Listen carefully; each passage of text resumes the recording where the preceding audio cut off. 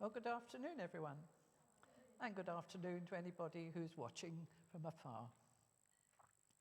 We come with this session 14 of the Bible story to the end of part 1. And this session will be a sort of climax to that part. And it's a very important one, and I apologise in advance. This will be quite a heavy session to keep you thinking, but I will help you through it as best I can. But it really does finalise everything we've been talking about so far in connection with the J code. So that's just a prelude. King Solomon died peacefully in his bed in 934 BCE. He was succeeded quite simply and straightforwardly by his son Rehoboam, who inherited what was left of his father's empire, mainly just the Canaanite states with its capital city Jerusalem, where of course the Ark of the Covenant had been incorporated into the temple. But although the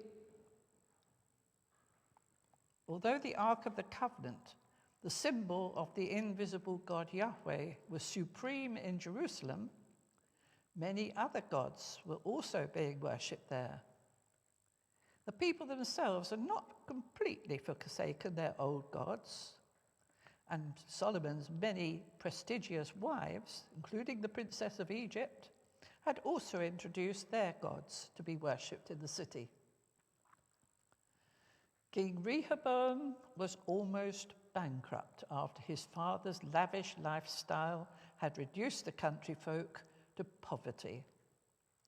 Heavy taxes and the destructive effects of the forced labour policy had reduced them almost to breaking point.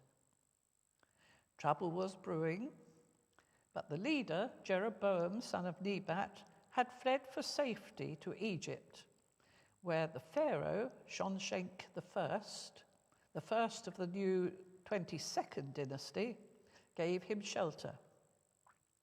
In the Bible, he's known as Pharaoh Shishak, and was very keen to recover some of the northern lands, including Israel, which Egypt had ruled in years gone by. King Rehoboam went to Shechem, the ancient centre of the northern Israelite tribes, to be acclaimed by them and to endorse the agreement by which the Israelites were part of the kingdom. Jeroboam was part of his kingdom. And Jeroboam, son of Nebat, was also there, having returned from Egypt with the enthusiastic support of Pharaoh Shishak. But Jeroboam didn't originally go to stir up trouble, but he acted as spokesperson for the people of Israel.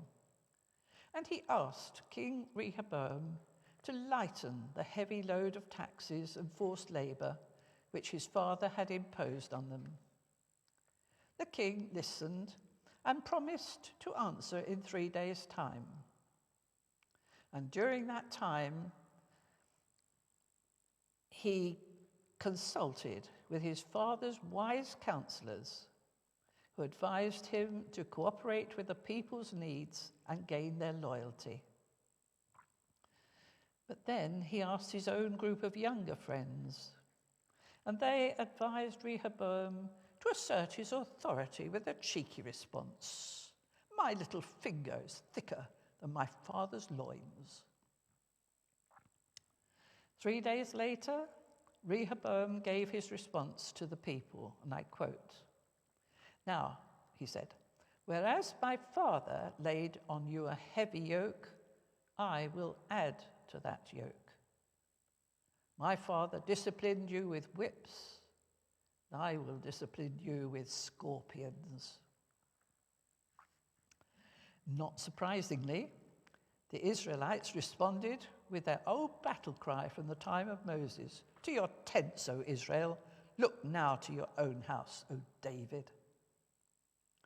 And they merely withdrew their support, but they murdered Adoram, the forced labour taskmaster, and King Rehoboam saw that and hurriedly mounted his chariot and fled back to Jerusalem, much to the delight of Pharaoh Shishak.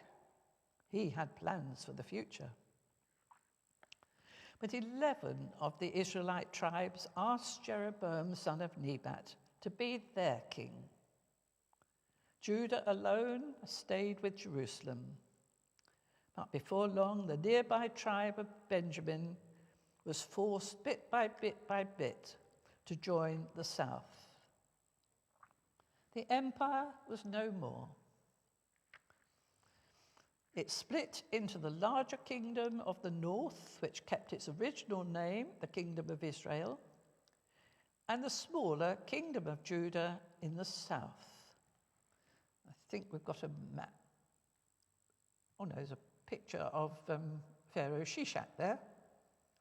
Typical Egyptian pharaoh, but with rather African features, supposedly, because he was the first of a dynasty of pharaohs that came from Libya to the west of Egypt along the Mediterranean coast. Pharaoh Shonshenk or Pharaoh Shishak.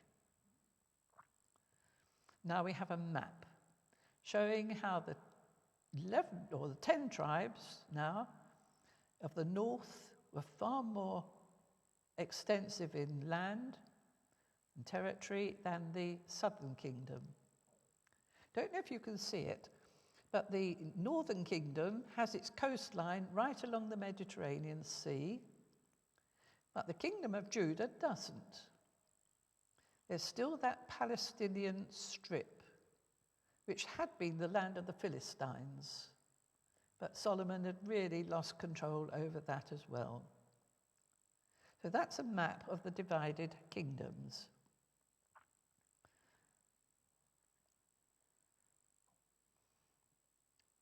So we've got two kingdoms now, north and south, but it was not a peaceful separation, I'm afraid. The border disputes in the territory of Benjamin continued for several years, and again to the delight of Pharaoh Shishak. But we're going to pause here and take stock. Remember, first, the biblical records were kept